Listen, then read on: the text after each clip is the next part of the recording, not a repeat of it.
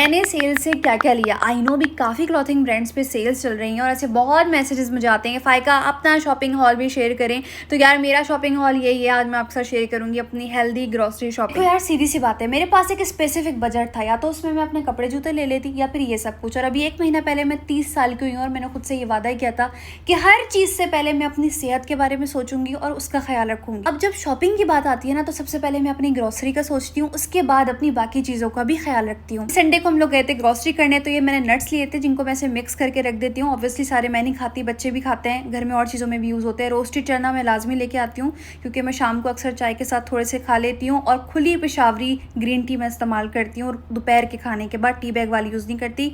Mix seeds में लेकर आई थी जिसको मैं एज अ टॉपिंग इस्तेमाल करती हूँ दलिए के ऊपर, दही के ऊपर, इस तरीके से 1 से 2 चमचे डेली बेसिस पे। सीड्स, नट्स, ग्रीन टी और रोस्टेड चना मैं लाजमी लाती हूँ क्योंकि मैं चाय में स्टीविया का इस्तेमाल करती हूँ, तो वो लिया। लो फैट योगर्ट ली, से थोड़ी कैलोरी सेव हो जाती है। ग्रीक योगर्ट कभी कभी खाती हूँ, लाइक नट्स या फिर सीड्स वगैरह ऐड करके। स्पगुल एंड चिया सीड्स दोनों बहुत अच्छा सोर्स है फाइबर का। मैं डेली रात में स्पगुल पीती हूँ, फिर कॉन्स्टिपेशन का मसला भी नहीं होता। आई लाइक ओट्स, अक्सर मैं नाश्ते में खाती हूँ। 2 तरीके के लाती हूँ, एक ये rolled oats plus instant oats. जब टाइम कम होता है तो इंस्टेंट ओट्स बना लेती हूँ। ये रैप्स आपके पास घर में होते हैं ना, तो बहुत कन्वीनियंट रहता है। चिकन वगैरह की फिलिंग डाल के नाश्ते में खा लो या फिर रात के टाइम पे खा लो, इसके अंदर कैलोरीज भी ज़्यादा नहीं है। अच्छा, चिया सीड्स में डेली कंज्यूम नहीं करती, अक्सर ओट्स पे, दही में या फ्रूट्स वगैरह के ऊपर मैं डाल के खाती हूँ। मेरी कोशिश बस ये होती है कि प्रोटीन और फाइबर मेरी मील्स में हो लाजमी। इसमें चिकन, एग्स और ब्रेड नहीं है क्योंकि ऑब्वियसली वो मैं फ्रेश मंगाती हूँ। लोबिया, चने ये मैं बॉईल करके फ्रिज में रखती हूँ कि अक्सर जैसे मुझे भूख लग रही है या कुछ खाने का दिल कर रहा है तो इनका मज़े का मैं सैलेड बना के खा लूँ।